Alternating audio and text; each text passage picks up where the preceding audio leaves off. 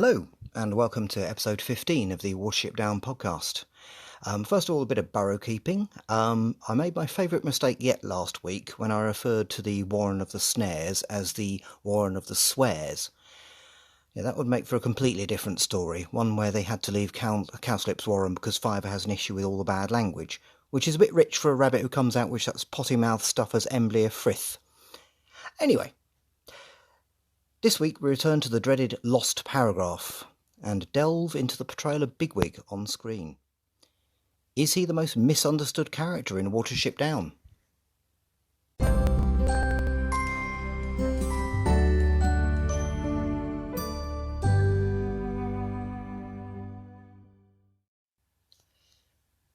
Bigwig's character and the lost paragraph revisited.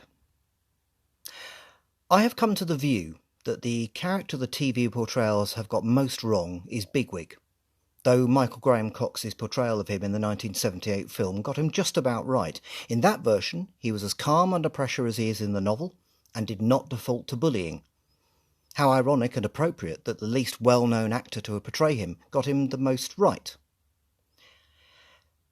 In the 1999 TV series, I'm going to stop calling it the Canadian TV series all the time, he is portrayed by Stephen Mangan, largely as a self-important buffoon, with his Owsla training becoming a running joke. His portrayal improves, though, in the very distinct third series. The recent Netflix series made him far too aggressive in my view.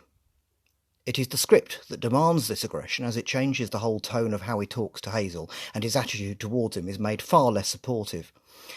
I think this was a waste of the talent of John Boyega, who, while perfectly capable of aggression, as in his breakthrough film Attack the Block 2011, is more than capable of a more nuanced performance, as his performance as Finn in the recent Star Wars films amply demonstrates.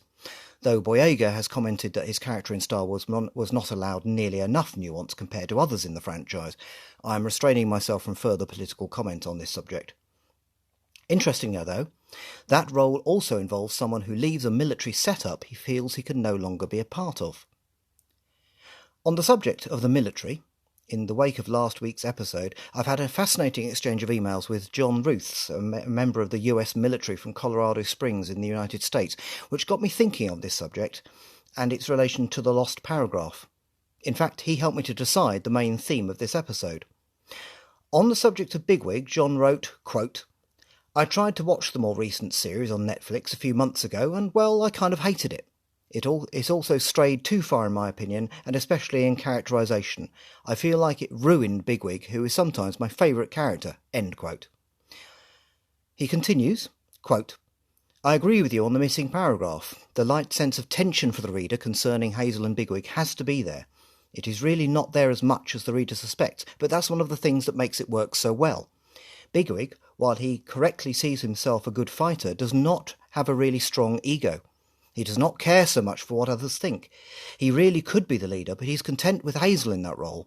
He's a better character for it, and always does what's best for the group, Warren. Still, the tension that Hazel, that'll be the day I'll call him Chief, that will, creates, runs through most of the book from the reader's perspective.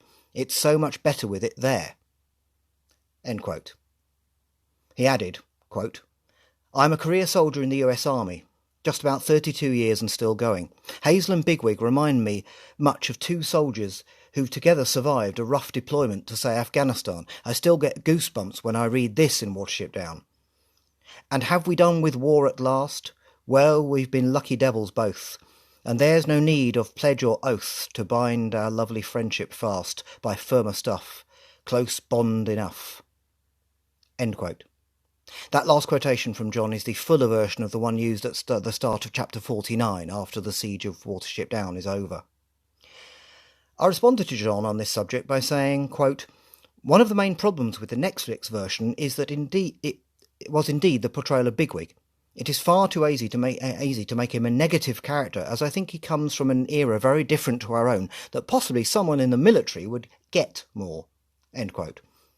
John responded, quote, one of the neatest things about old Bigwig is that there are layers to his personality. What you see on the surface is just that, and there is really a lot more underneath. The deeper you go, the more is revealed, and he's actually got some complexities to him. I think he not only left the Sandalford Owsla because of the talking to he got from the Threa Ra, but also because he did not much like being a part of an organisation that bullied their way around. Bigwig was always one to earn his own way, always happy to oblige, and then splash! He gains a great deal of wisdom through his experiences in the novel. Jeremy Downing has also highlighted the passage in the chapter Groping, where Bigwig refers to Fiver as a friend he has come to trust when trying to persuade Hazel to work with him to get Doze out of Ephrafa.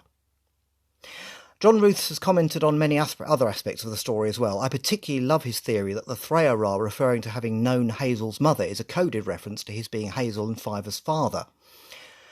But to return to Bigwig, yes, he is capable of being overbearing and aggressive, but like all good military types, that is not what he is all about.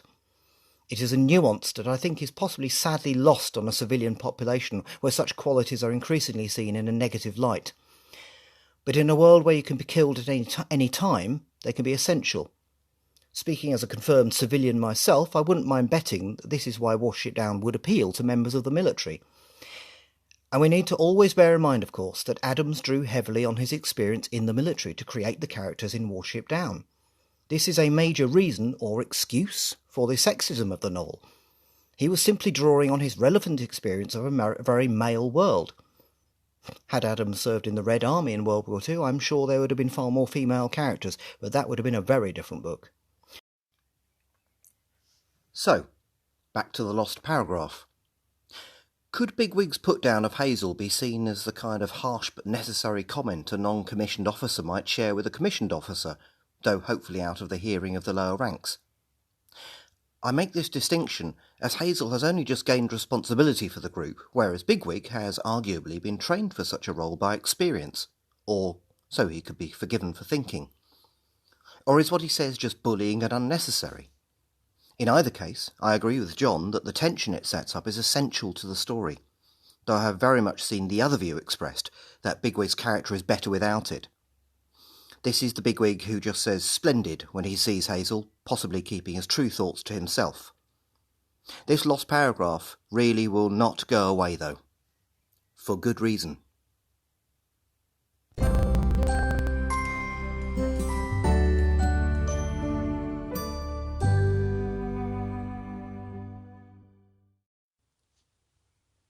The lost paragraph analysed.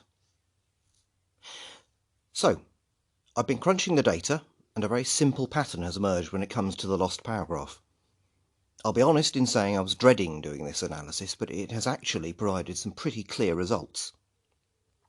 First of all, I need to give credit to Rick Morris, Maxine Tubb, Sergel Ahad, and particularly Jeremy Downing from Ohio for the raw data that has allowed me to carry out this analysis. Please bear in mind that I'm just looking at editions of the book here and ignoring how many copies of each edition was sold. It appears that the lost paragraph appeared in a minority of the editions I have information on. So this becomes an exercise in chasing its presence rather than its absence, which actually makes this a bit simpler. To talk you through this, I'm going off script. Right. So this is me speaking without my script. I do rely on it normally to record this because it makes life a lot easier. However, I'm going to start off by saying that I now have 4 sources to indicate that the earliest editions of Watership Down did not include the lost paragraph, and they are all in 1972. The Rex Collings hardback did not include it. I've also got the Australia Rex Collings hardback. That's obviously related to that one. The Macmillan Publishing first US hardcover, and the Japanese edition in English, trade hardcover Rex Collings Japanese edition. So it's 4 of those, 4 editions that didn't have the lost paragraph. The lost paragraph first appears in 1973 in the Puffin UK paperback. That's Puffin, the children's books division of Penguin. It next appears in 1974 in the Penguin UK paperback and in the 1974 Puffin UK paperback. Then in 1975 it appears in the Penguin Australia paperback movie edition. I'm not sure what the movie being referred to is there because this is way before the movie came out, 3 years later. It then appears in 1976 in the UK Illustrated edition, brackets John Lawrence, Penguin Books, Kestrel Books. That's a collaboration between Penguin and Kestrel Books. Then, in 1978, it obviously appears in the Martin Rosen film. The line is featured in that film. And in the 1978 Penguin UK paperback, and in the illustrated hardback. It says, I've got no more information here, but I assume that's the Kestrel edition again. It doesn't appear again in any edition I've got information on until 1982, when it appears in the UK hardcover, and it says here Alan Lane Kestrel Books. I've got a bracket here, illustrated question mark. I'm assuming that is the illustrated edition again.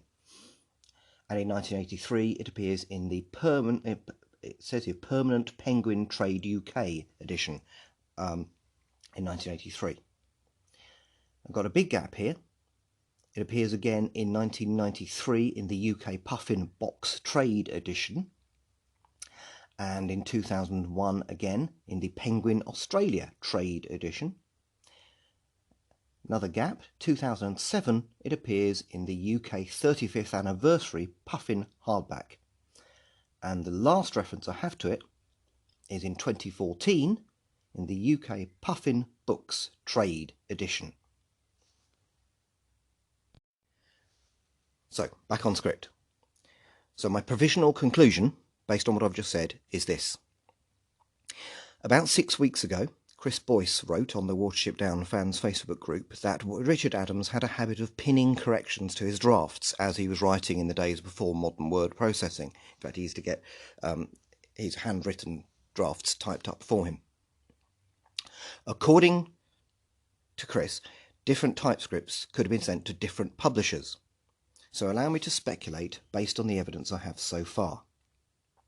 This is my theory. The version first sent to Rex Collings in 1972 was missing the lost paragraph. Then, when Penguin became interested, they were sent a version that included it in 1973. This became the version that appeared in all their editions, both Puffin, their children's division, and Penguin. The Kestrel Illustrated edition used the Penguin version as its text, so the lost paragraph ended up in that edition from 1976 onwards. And the 1978 Martin Rosen film used the Penguin edition as their base text, which is why it appears in the film. I would welcome any further information on this subject, in particular anything that blows my theory out of the water. I'll be posting images of my spreadsheet analysis to the Facebook page for scrutiny. Please note that green signifies the lost paragraph being present, and red means it was absent.